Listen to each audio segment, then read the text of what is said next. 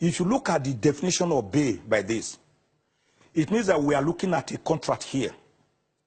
How do you end a contract? A contract can be ended in 4 ways. 1, by performance. If Abaribe, for example, Senator Enyaya Abaribe had brought Kanu to court. 2, a contract can be performed by agreement by all the parties that, look, let us discharge this contract, let us no longer go on with it. 3, a contract can be performed through breach. That is, you have breached it, because of that, you have not performed, or you have performed it through a breach, in which case the person who has suffered will get damages. And finally, and this is more crucial to our discussion this night, a contract can be frustrated, can be performed through frustration. In other words, due to no fault of either the parties or the court in this case, that contract of you taking Nnamdi Kanu on bail and bringing him back for trial has been frustrated. What do I mean by this?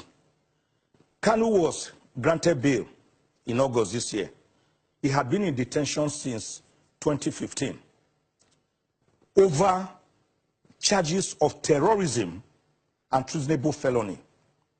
The court was later to strike out about 6 of the charges bordering on terrorism, but retained those bordering on treasonable felony, which was why the judge advisedly said she would not overrule herself on the application by Kanu's lawyer to discharge her earlier order that the security agents who will testify will do so behind closed curtains.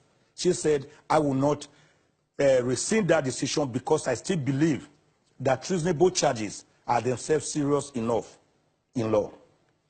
Now, there are 2 applicable doctrines here to guide the listening and the watching public that will help us navigate the legal terrain that appears to be crocodile infested. It's not that difficult.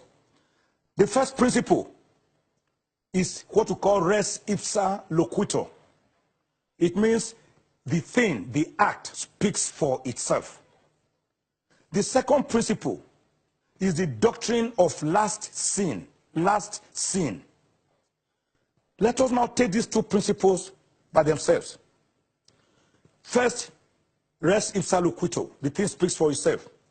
It is common knowledge in this country, Okimbaloye, is it not, that on the 11th of September 2017, the army, the military, through the army, one of its wings, invaded the house of Nnamdi Kanu at Ohuhu in Umuahia, Abia State.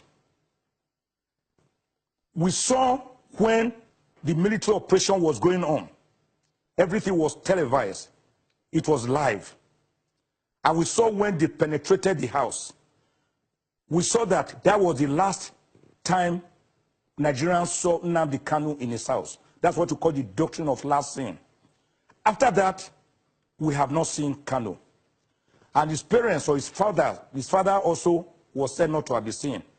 And his family members were now saying, look, we have not seen our son. So going by the doctrine of last sin and the doctrine of res ipsa loquitur, it means that the last time Nigerians saw Nnamdi Kanu was when he was in his home in Umuahia, and the military invaded that home, and he has not been seen since then. The question then comes, can you tell Senator Abaribe to produce a person that he cannot lay hands on? God forbid. Let us assume Nnamdi Kanu was kidnapped and is in kidnappers' den. Can you call Abaribe and say you must produce Nnamdi Kanu, even though we are aware it's in the kidnappers' den? That is where Section 177 of the Administration of Criminal Justice Act comes into play. This section says a surety can go back to court and apply and say, hello, sir, discharge me from my suretyship obligation. I can no longer carry this load. It is too heavy on me.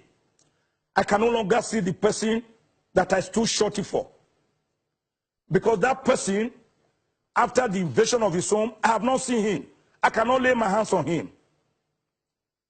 Abaribe in law will be entitled to ask the court for such prayers. All right. Senior advocate, we'll take a break. I still have Mr. Martin Zoloja, a senior journalist in Nigeria. When we return, we'll give you details of how this story has developed, plus more analysis. Stay with us, everyone. We'll be right back.